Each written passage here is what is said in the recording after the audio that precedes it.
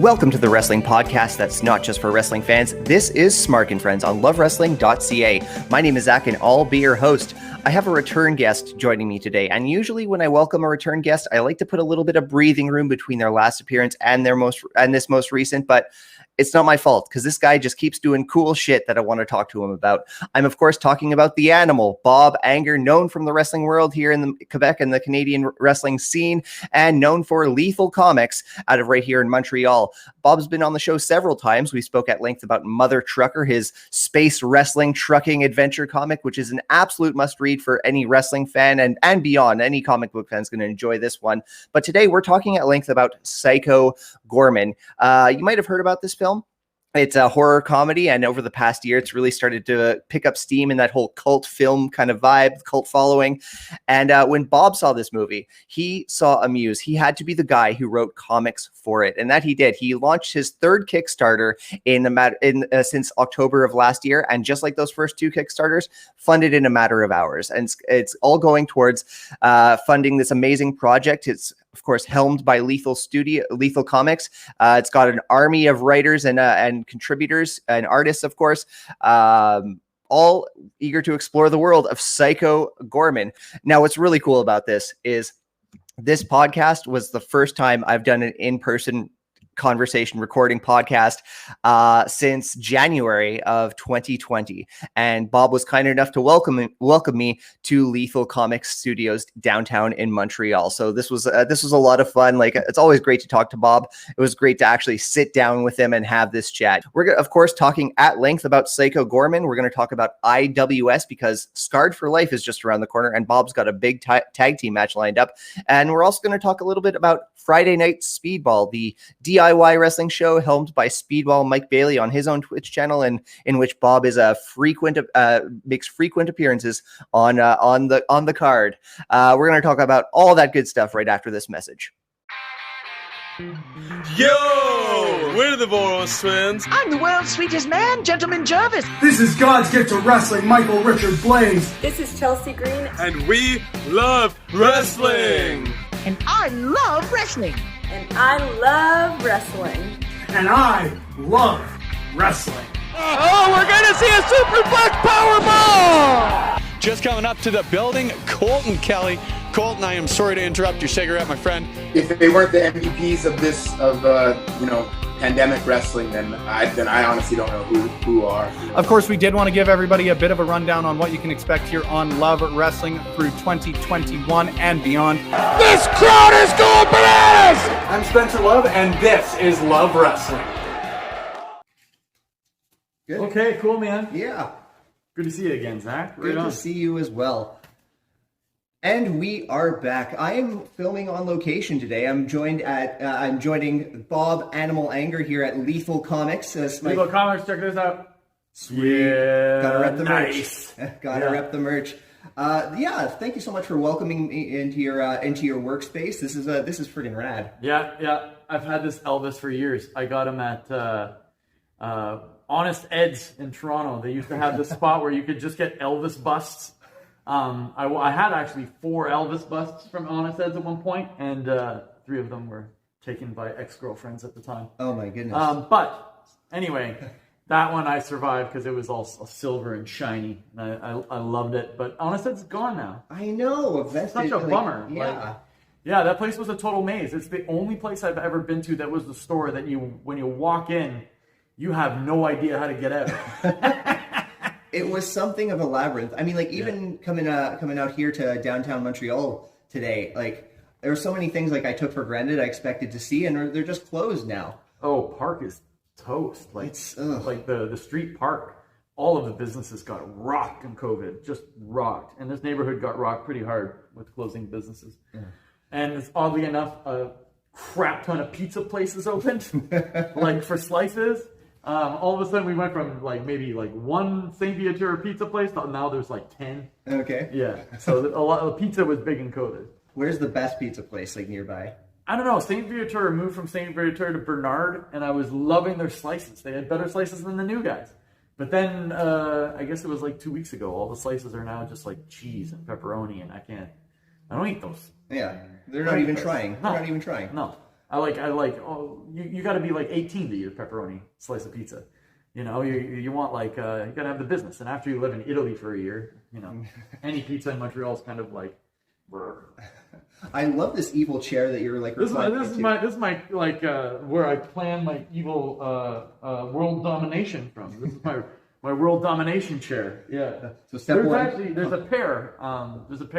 But my wife's grandmother had to leave the house to go to it's like one of those homes, but it's in Ottawa on an island and has this beautiful like view of like the river and everything. So she downsized from her house because she couldn't go up the stairs anymore. Okay. So there's these, she has the other one, but these pair of chairs, every time I went to her grandma's house in Ottawa, whenever I'd go to like C4 and visit like Uno and Stu and all those guys.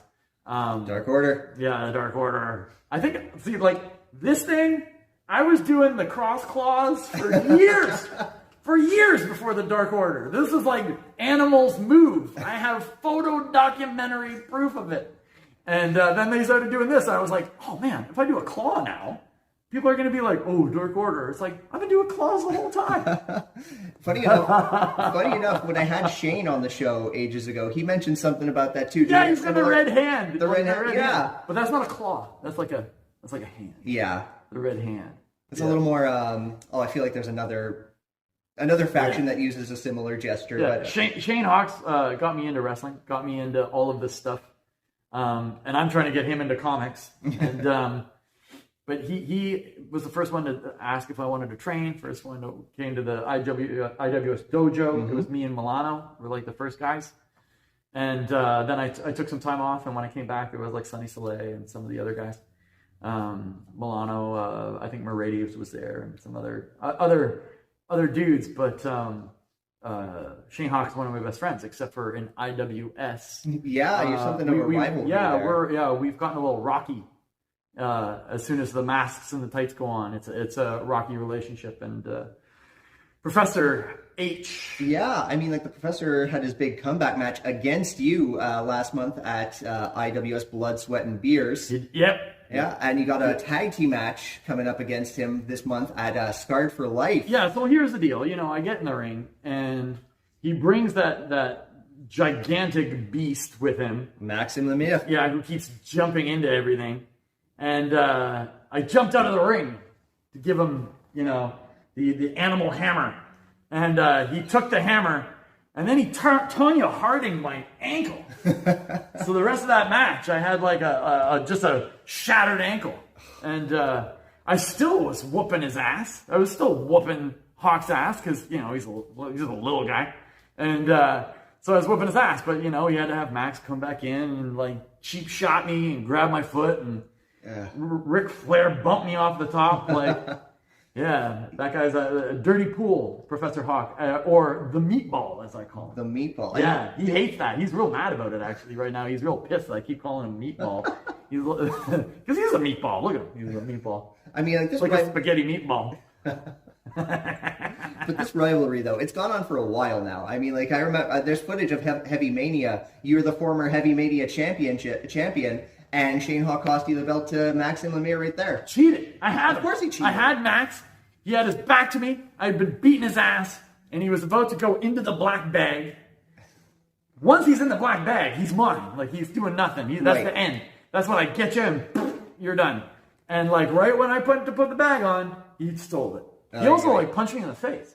Yeah, that's not. I don't know if you saw that, but he punched me in the face on the outside as hard as he could. I watched that match with Jason Lapidus, who's a fellow graphic novelist himself. Oh, yeah. He enjoyed that match. But he, like myself, was very disappointed with the end result. I can't believe it. You have a chance to rectify the... Stole my belt. then, 2 years later, Tonya Harding's my ankle. Oh, but now I got new tag team partner. Yeah, let's talk about that. You have a chance to rectify these losses to Maxim Lemire and Shayne Hawke. Yeah, bucket list. It's on my bucket list. I'm teaming with legend of IWS, Sexual Montreal. Edward, the Sex Express. Does he say the Sex Express? The triple X Sex Express? Something like that. I feel like it's evolved. Yeah. So Sexy Eddie and I are teaming up, and we've been talking about like how funny that would be for years. And the Sexy Beasts will be unveiled at the next IWS show on the 16th. Is Montreal ready for that? No. No, they're not ready for how hardcore that match is going to be. It's going to be very... it's going to be oily. It's going to be furry. It's going to be probably very sexy with overtones of like wanting to throw up. Yeah. Everything you want in a good tag team wrestling match. Yeah. And Eddie and I are just going to we're just going to sexify Max where he gets so uncomfortable he has to leave the match. And then that's just going to put the Hawk right where I want him. By himself. He's going to be by himself, and now he's got Eddie there too, and Eddie's crazy. He'll do whatever. I like this strategy. Scandalize Maxim Lemire until he's neutralized. That's my plan. Scandalize Maxim Lemire. Get Professor Meatball singled out on his own, and then Eddie and I are going to go to work on this guy, and it's just going to be revenge. Stole my Heavy Mania championship. Tonya Harding my ankle. And then had this guy cheat so he could get a win on his comeback. Well, I mean, the proof is in the pudding. It's working out for him. I hope you're able to give him his overdue comeuppance. Every dog gets his day, and this dog's going to get his day on the 16th. I'll tell you that. Now, it's not the only time you're crossing paths with Shayne Hawke, because he's also involved in a bit of a DIY wrestling project helmed by Speedball Mike Bailey. We're, of course, talking about Friday Night Speedball. Tell us a little bit about that project. Oh, okay, yeah. So Friday Night Speedball. Speedball is running a really crazy, awesome Twitch phenomenon, I guess you'd say. He's all over Twitch. He's been running it like crazy. He got stuck up here in COVID with only me to beat up. He takes all of his frustrations out on you. Yeah, poor guy. And then he's also got he's also got Alex and Chris Tara that were coming quite a bit. But poor guy. He's one of the most amazing wrestlers in the world.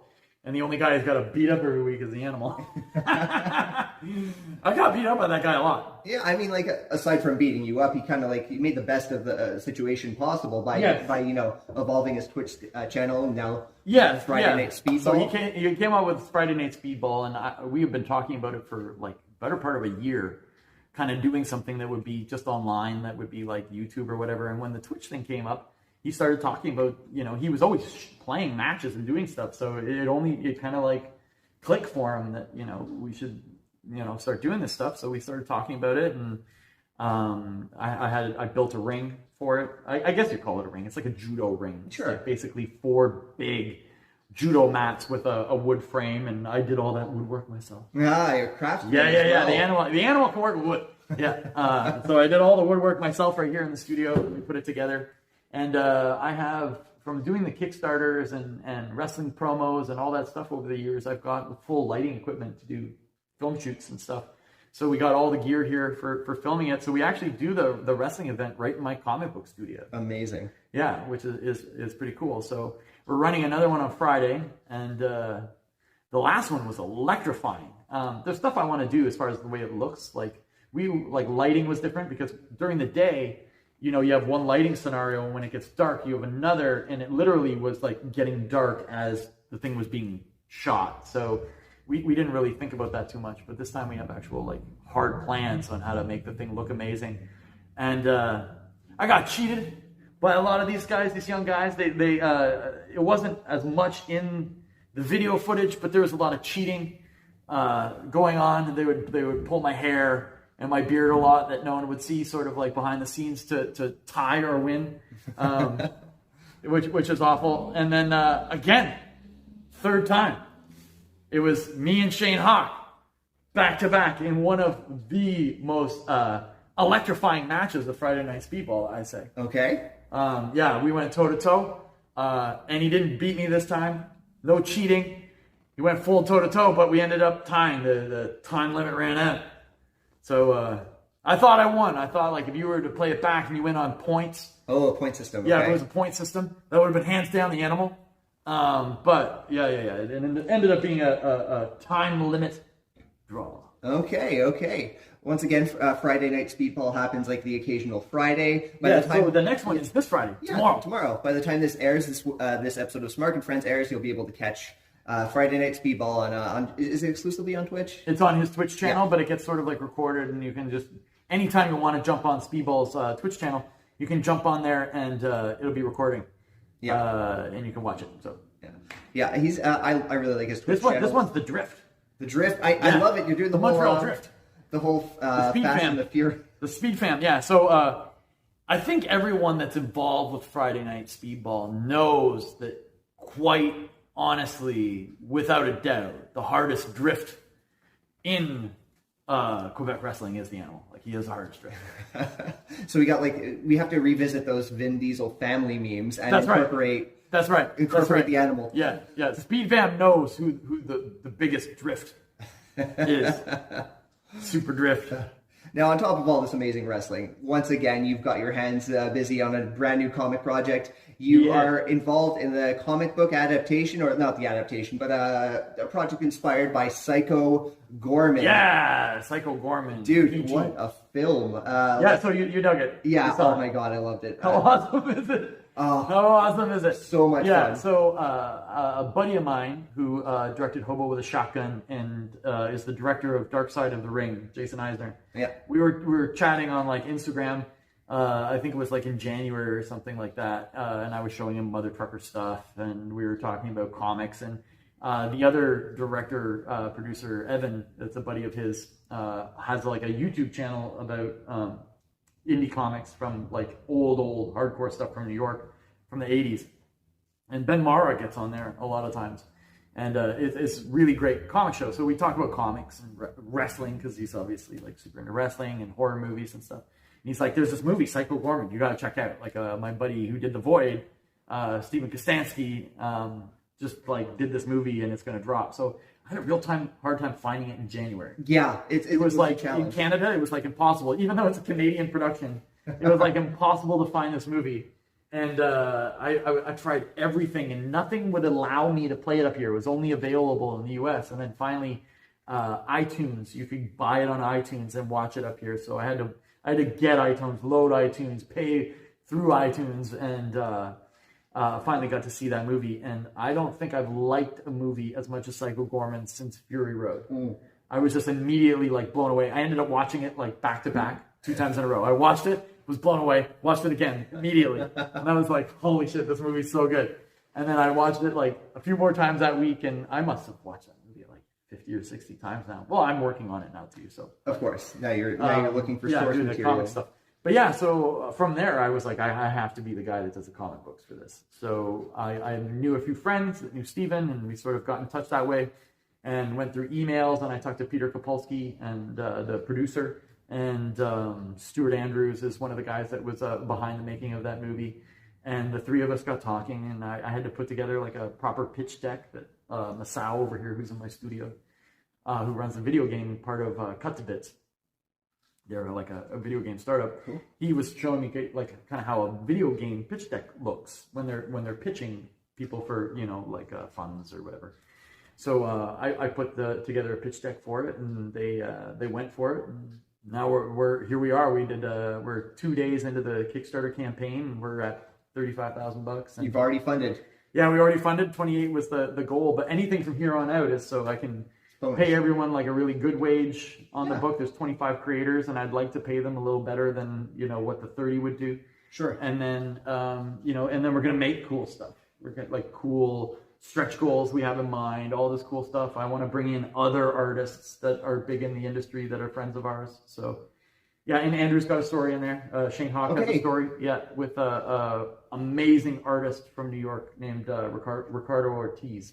Okay. And I did a book called Pound for Pound in 2019 for TKO. And he was in the wave after me for TKO. So that's where I saw his stuff and was blown away by his work. So I got him on here, and the talent we have and the 25 creators that are on Psycho Goreman is crazy. All the guys in the studio, Carl Kerschel, Carrie Nord.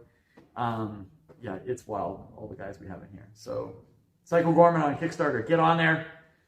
Back to your first time viewing it though. What were like some of your favorite scenes? The ones that just like, this is the movie for me. This is the movie. this is a Bob Anger film to enjoy. Any of the scenes that were on Psycho Goreman's home world, I was just like, like I wanted to go there. Like any of those scenes were like the coolest ones ever. I love the scene where they get into playing the song.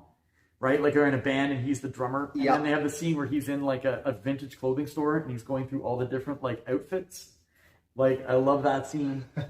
That's the coolest. And then my favorite scene is so we're doing a face mask like on the back of a cereal box. Sure, it's painted, and I found out it's the dad that painted it from the movie. Greg, he's like this insanely good illustrator. Yeah, and like. The day that we did the Kickstarter, I was talking to him at night, late at night, like at midnight. The two of us just started going off, and he's like this crazy comic fan. He knows like everything about comics. He has like amazing taste in comics, and we were talking for 2 hours, and we jumped $4,000 in the 2 hours, and we were talking about comics. And he's like, "Dude, you just funded," and I was like, "Whoa!" I wasn't even paying attention. I was like talking to Greg from Psycho Goreman, but he has a scene.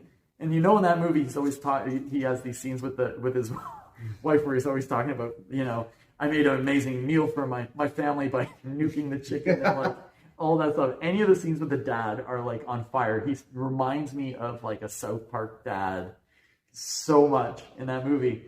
But he has a scene where he's in the truck and his daughter's trying to get him to leave with Psycho Goreman in the back. Yep. He's messed up.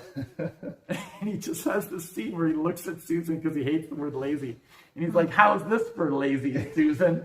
And he pulls off.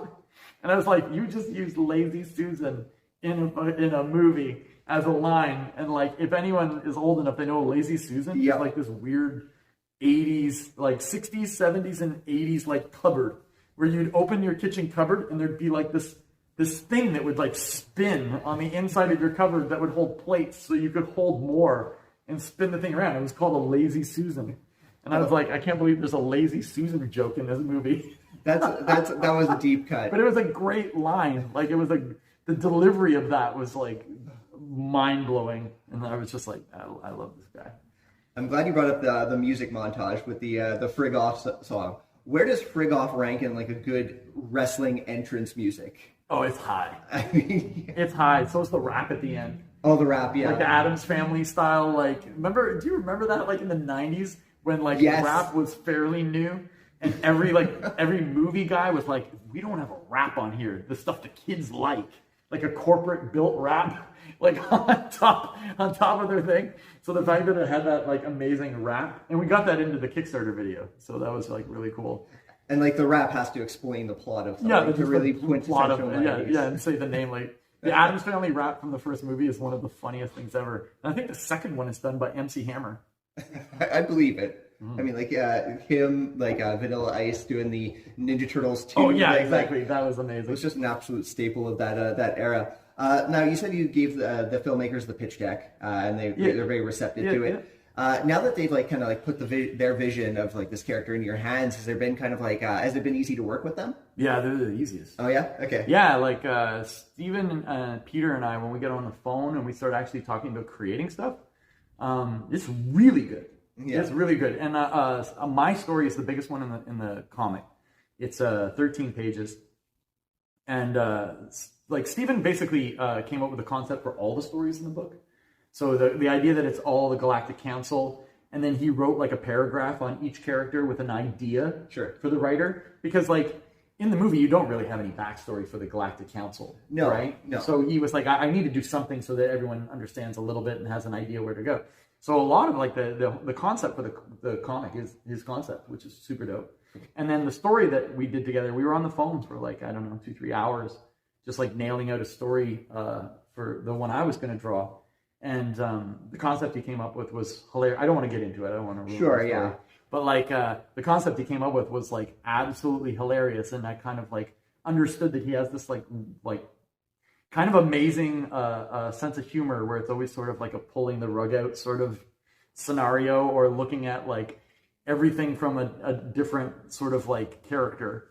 Like if I was to do, when I do comedy and I do Mother Trucker, like in my head, I'm thinking Zap Brannigan. You know what I mean? Like from Futurama. Okay. I'm thinking Zap Brannigan. So like that, the big hero is the funny one, but he's always thinking about like, what is the perspective of that guy in the room over there? Like, what's his deal on this like person? So his sense of humor is like unreal. But when we were on the phone together working, or even in the meetings talking about getting this thing going, the creative part comes out. And a lot of ways, what he's doing with Psycho Goreman and The Void and that kind of stuff is a lot like what we're doing at Lethal Comics. It's like his own thing. It's like, this is mine, my own thing, my own vision. And it's like true art. So it's, working with those guys, it felt like everyone was on the same page immediately. And I'm pretty easy to get along with when it comes to creating stuff. I'm not like one of these artists that's like hardcore about my ideas. I'm just like, let's sort of like riff back and forth, kind of like jazz, right? Like, you're going to do this thing, I'm going to do this thing. Let's, put it together. Oh, you don't like this thing? Well, what do you think? And then we'll figure it out that way. Right on. I'm glad that the Galactic Council is such like a big part of this project, because like, you look at any of these characters, like the anyone who was built by practical effects in this film, they all just like, they tease the imagination. You immediately want to know about like, the Paladins, Obsidian, and the Templars. It's really, really cool. Now, out of all those characters, who did you kind of gravitate towards, like in wanting to? Oh, immediately I was like, I mean, this is like fairly obvious, but like I wanted this magazine to feel like, some sort of throwback from like issue whatever Heavy Metal Magazine 1983. So I took Pandora. Okay. Yeah. So she's in the council, but she's like the head of the council, and kind of like this like, super sort of like overbearing, like I'm the leader. She's like queen of this like group of Templars that are like intergalactic, like basically dickheads, right? That are, like through their religion are telling everyone how to believe, and they have slaves, and Psycho Goreman was one of her slaves. So, so I took her, and the story is super funny, and it kind of revolves around like one of her henchmen. Like he's the guy that gets it done. Like, he's the guy that gets it done, and she takes credit for it. Okay. Yeah. So he never gets any credit or respect ever, but he's the hero that does everything. The exact opposite of working with Bob Anger on a comic book. Yeah, project. Exactly. Yeah, so it's funny. So that's who I took. Okay. There's another character. I'm blanking on his name. I think his name's Cortex. He's the one that does the most speaking in it, and he pulls out the 45 at the end. The calculator guy, the math guy. The highly intelligent one. Yeah, he takes out. He's the one that's speaking the most. Yeah. I think his name's Cortex. Anyway, my buddy Steve Manali is doing one on him, but I noticed, like, I watched the movie so many times, and no one would ever see this unless they watched the movie as much as I did. There's a scene where he gets up, and Pandora kind of, like, chokes him. Yeah. He's wearing jeans.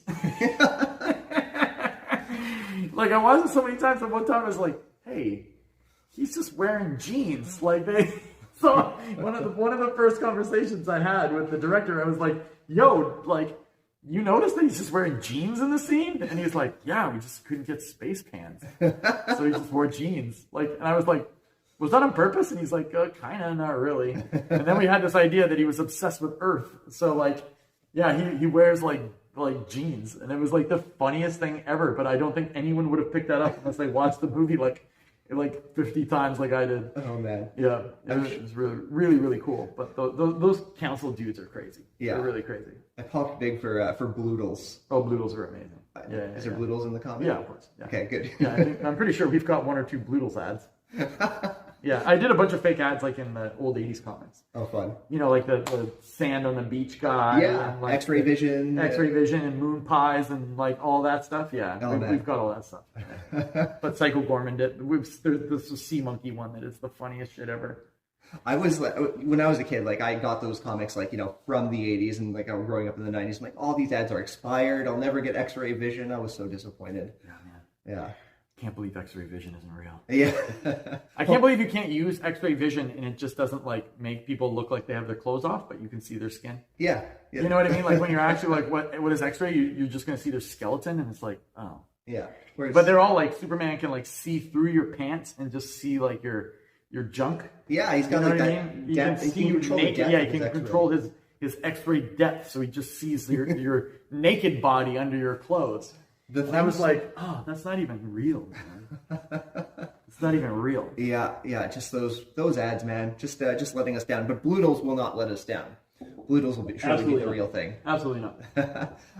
Now, the film's got like this very nuanced charm to it. Like it's got like the childhood innocence. It's got like a great cast that just clicks, and of course the practical effects. How are you capturing like that level of charm in the comic?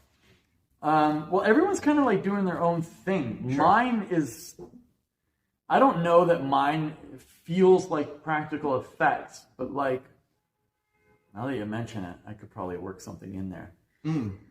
Oh. Yeah, now that you mention it. I didn't want me to. I mean, I'm trying to capture that scene, those scenes in space. Yeah. On the planet with the pyramids. So my whole thing happens in one of those scenes with the pyramids. So, I'm making it kind of like look like that, and it's mine kind of looks like something that movie cost like $400 million to make. Like that's my stuff. But there's other ones that are like super subtle that are like really, really funny. Yeah. So you'll see. It's like one of those really, really cool things. But as far as like practical effects, like that, he has a company that does that. Like that's his thing. Yeah, he's like the Phil Tippett of modern practical effects, Steven, and I love his stuff, and it'd be a joy if somewhere on this campaign he could like take us through his studio and we could see some of the stuff. But he has got a great video online of them making the costumes and everything from Psycho Goreman. Some great video stuff. Yeah, I watch it with my daughter all the time. She loves it. You should check it out. It's really cool. They do like a walkthrough of the studio, and you get to see them making Goreman masks and the Death Trapper guy, where he's just got body parts. Oh, the bucket thing. Yeah. There's a guy making that. Like that was the one I was like, I want to know more about. Yeah, basically you just stick your foes in the top of them. They get buzzed up, and then he just shoots blood at you. So 64 pages is the plan for this book, plus like as you said, 25 contributors, story and art. Yeah. Like what's the division? How, like are we looking at like a series of short stories? Will there be some like just art pages? they're all short stories, okay. with mine being like sort of like the biggest. Sure. Yeah. There's like I think mine is like 13, and then there's a few 6-pagers, there's a few 5s, there's there's 3s and 2s and 1s, and there's a bunch of different ones. And there's lots of pinups and ads and all that kind of stuff. The one you previewed on the Kickstarter, the Hunky Boys pinup, is the... Oh, the one by Ed Luce. Yeah. The Wobbable Oaf. Yeah, that one is amazing. So that came out, like, he did that forever ago. Okay. And a friend of mine showed it to me, and I was like, oh, I need to get some Hunky Boys art for this thing.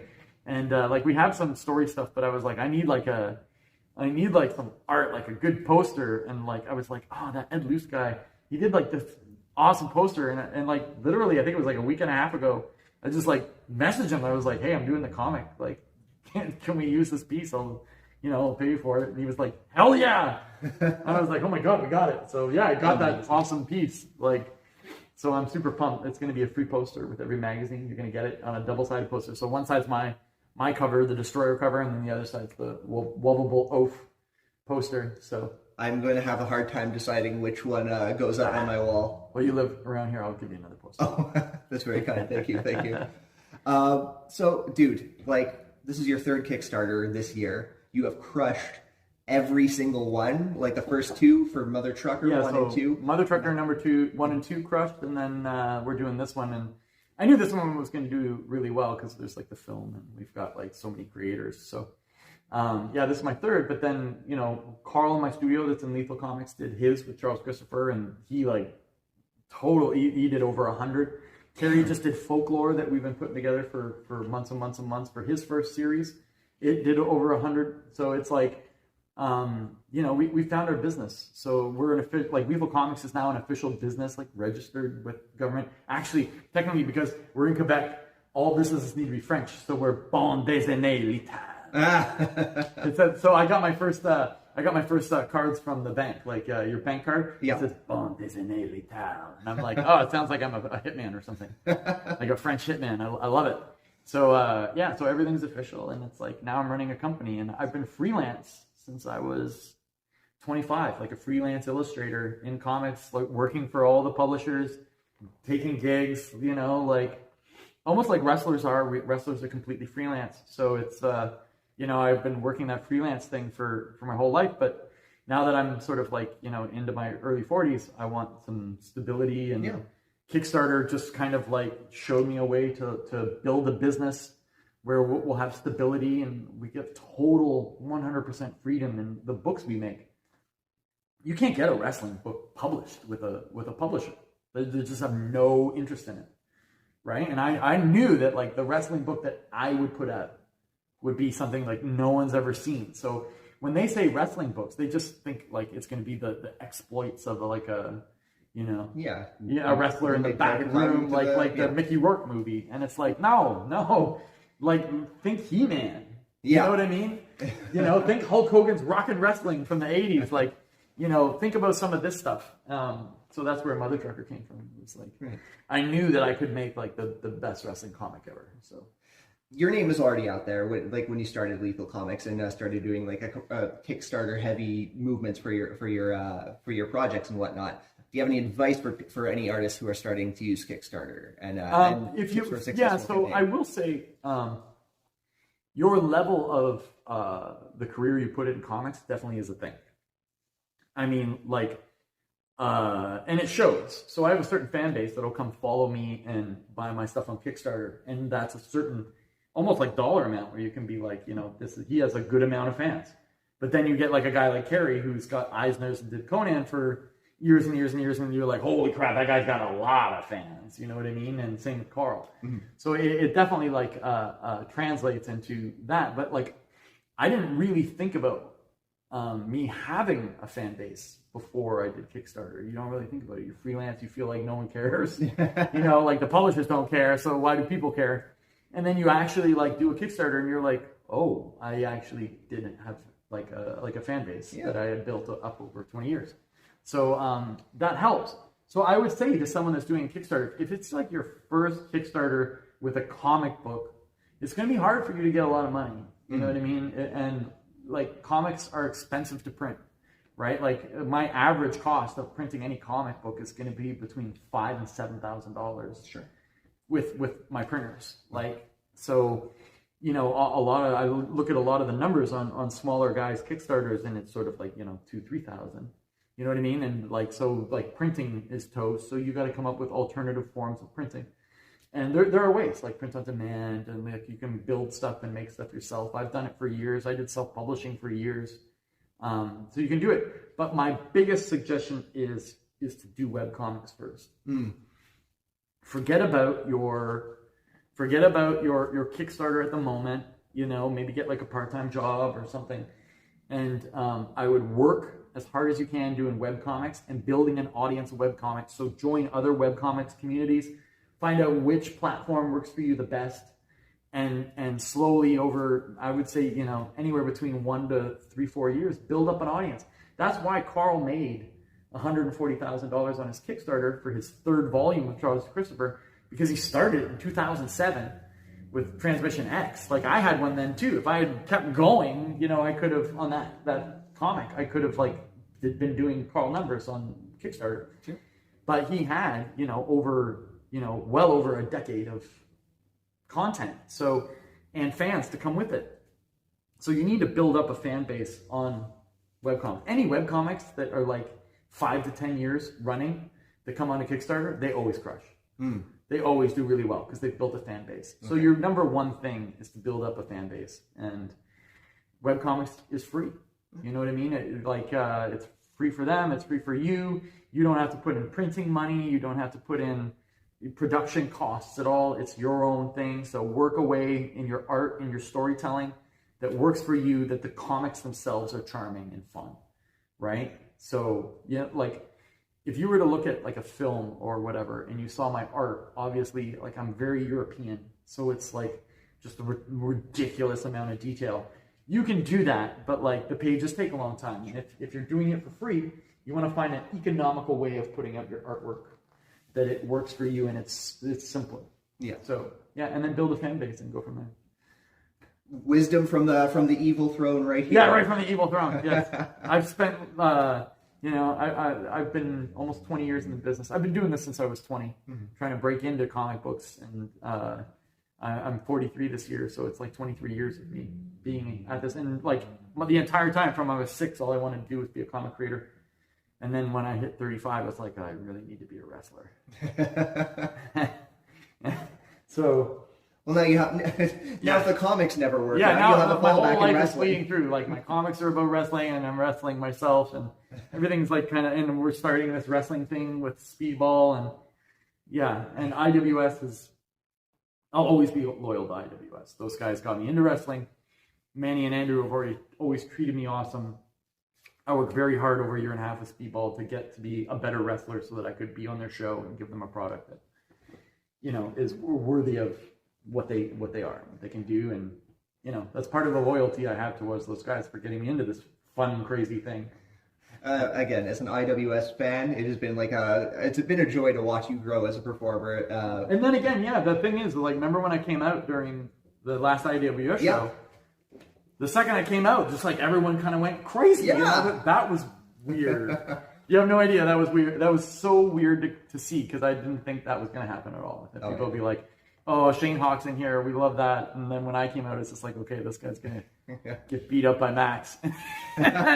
And then when I came out, it was just like everyone freaked out. And I was like, okay, they put a little zap on my brain for a second. I was like, holy shit, right on. It is well earned, my friend. And now I'm going to ham it up next time. Next time we're going to go bonkers. Well, I mean, if you're teaming with Sexy Eddie, yeah. you absolutely have to. I have no idea what he's going to do. I'm sure it's going to be crazy.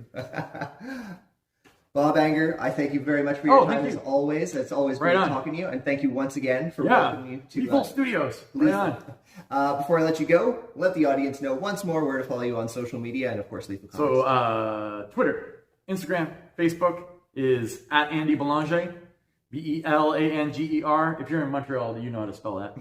It's like there's 5 billion Belangers, and we make all the toilets and sinks and shit. Right? Comics. Right. Second I moved to Montreal, it's like my name is on all the toilets and the sinks. I'm like, what's happening? This is weird. That actually was weird. I'm moving into my first apartment. Everything says Belanger on it. I was like, they knew I was coming. The ultimate house warming. Yeah. And or someone's playing a joke on me. And then Lethal Comics. Go to lethalcomics.com and you can find everything out about our Kickstarter. Psycho Goreman on Kickstarter, and Lethal Comics has, like, you can read Mother Trucker #1 for free. You can order the books. You can get Lethal t-shirts and stickers and hats and all kinds of stuff on there. Beauty. Lethalcomics.com is where to go to get on board with our company with me, Carrie, Carl, and I. Wonderful. Thanks, man. Thank you. Awesome. Always great chatting with Bob Animal Anger. We've chatted several times on this show, but this was the first time we were able to do so face to face, or face to mask, as it were. So, Bob, thank you very much for your time, and thanks again for welcoming me into Lethal Comics downtown in Montreal. Great talking to you, friend. We, of course, spoke at length about Psycho Goreman and how it achieved it was fully funded on Kickstarter in a matter of hours, but there's still some amazing stretch goals you're going to want to check out. So if you haven't seen this movie, by the way, you really need to, because I mean, it's October after all. If you're looking for a good horror movie, here's your perfect recommendation. Psycho Goreman, great flick. And again, the second you see it, you're going to want to learn more. You're going to want to explore the world of Psycho Goreman even further. And Lethal Comics is affording you the avenue to do so with this comic magazine. So please check all that good stuff out. If you like what you heard, please follow us on social media. You can follow at Smark and Friends. That's, of course, the show. You can follow my own Twitter at SmarkMouth. You can follow me on Instagram at smark.mouth. And, of course, you can follow at Love Wrestling CA on Facebook, Twitter, Instagram, and TikTok. Like what you heard, head over to ratethis.com/lovewrestlingca. You won't be rating just Smark and Friends. You'll be rating all the amazing content being created at lovewrestling.ca and being created proudly. So please check that out too. Thanks for listening to my conversation with Bob Animal Anger. We're going to be back next week. Till then, friends.